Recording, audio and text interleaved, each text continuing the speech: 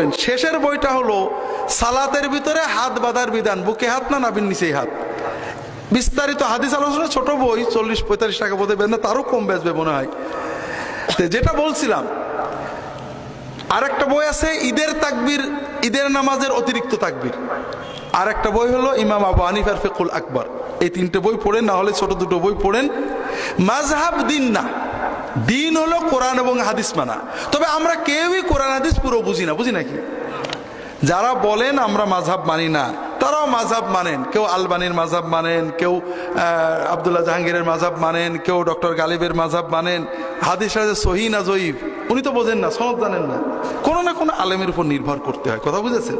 তবে আমাদের দায়িত্ব হলো ওই বইয়ে বিস্তারিত পাবেন, প্রত্যেকেই কোরআন হাদিস পড়ার চেষ্টা করতে হবে।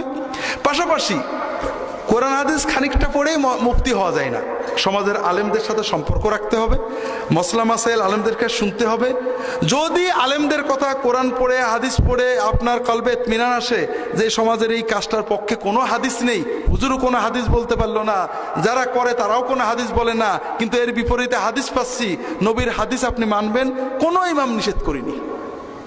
আমার ফিকহুল আকবর বইয়ে ইমাম আবু হানিফার অনেক কল পাবেন, হানাফি মাযহাবের কিতাব থেকে কয়েক ডজন কল পাবেন। কোন মুকাল্লিদ মাযহাব আলাও যদি কোনো সহিহ হাদিস পেয়ে এর বিপরীতে কিছু না পেয়ে, আলেমদের কাছে শুনে মিলে না পেয়ে, তার কালবে মনে হয় হাদিসটা সহিহ, এর বিপরীতে কিছু নেই, এর বিপরীত মসলাটার পক্ষে কোনো হাদিস পাচ্ছি না, সে যদি হাদিস মানে ওটাই মাযহাব। কথা কি বুঝতে পেরেছেন? বিস্তারিত।